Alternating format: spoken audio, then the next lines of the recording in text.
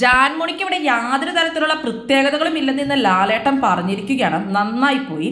ലാലേട്ടൻ അത് പുള്ളിക്കാരിയോട് പണ്ടേ പറയേണ്ടതായിരുന്നു. ലാലേട്ടൻ ഒരു ടാസ്ക് കൊടുത്തിട്ടുണ്ട്. അവിടെ കുറച്ച് മരുന്നുകൾ വെച്ചിട്ടുണ്ട്. അപ്പൊ മരുന്നിന്റെ പുറത്ത് ഓരോന്നൊക്കെ എഴുതിയിട്ടുണ്ട്. മാനിപ്പുലേറ്റ് ചെയ്യുന്നവര്, ഡിപ്പെൻഡന്റ് ആയിട്ട് നിൽക്കുന്നവര്, അതുപോലെ തന്നെ സത്യസന്ധത ഇല്ലാത്തവര്, അങ്ങനെ കുറച്ച് കാര്യങ്ങളൊക്കെ. അപ്പൊ അതൊക്കെ ആരാണോ അവർക്ക് ആ മരുന്ന് കൊടുക്കുക എന്നുള്ളതാണ് ടാസ്ക്. അപ്പൊ നോറ വിളിക്കുന്നതാണ് ജാൻമോണിനെ.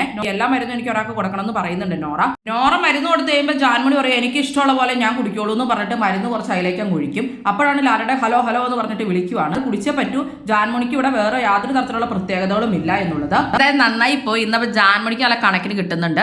റെസ്പോൺസിബിൾ ക്യാപ്റ്റനാണ് ജാസ്മിൻ എന്ന് പറഞ്ഞാൽ ജാസ്മിൻ ആണ് സിബിൻ മരുന്ന് കൊടുക്കുന്നത്. അതുപോലെ തന്നെ കുറയ്ക്കാം എന്നൊക്കെ പറഞ്ഞ് സിബിനും തിരിച്ച് ജാസ്മിനും മരുന്ന് കൊടുക്കുന്നുണ്ട്. ഗബ്രി പറയുന്നുണ്ട് ഒരുപാട് മാനിപ്പുലേഷൻ ആണ് ചെയ്യുന്നത് എന്നൊക്കെയുള്ള രീതിയിൽ മിക്കവാറും അത് സിബിന് തന്നെയായിരിക്കും ഗബ്രിയും കൊടുക്കുന്നത്. റസ്മിൻ വന്നിട്ട് സായിക്കാണ് മരുന്ന് കൊടുക്കുന്നത്. ലാലേട്ടൻ പറഞ്ഞ പോലും ഒരു റെസ്പെക്റ്റ് ഇല്ല ജാൻമോണിക്ക്. അപ്പൊ ഇന്ന് ലാലേട്ടൻ എന്തായാലും ജാൻമോണിയെ പൊളിച്ചെടുക്കുമെന്ന് തന്നെ നമുക്ക് പ്രതീക്ഷിക്കാം. കൂടുതൽ ബിഗ് ബോസ് വീഡിയോകൾക്കും ബിഗ് ബോസിന്റെ ലേറ്റസ്റ്റ് ലൈവ് അപ്ഡേറ്റ്സിനുമായിട്ട് ഈ ചാനൽ സബ്സ്ക്രൈബ് ചെയ്യണേ, സപ്പോർട്ട് ചെയ്യണേ. അടുത്തൊരു വീഡിയോയുമായി ഉടനെ കാണാം.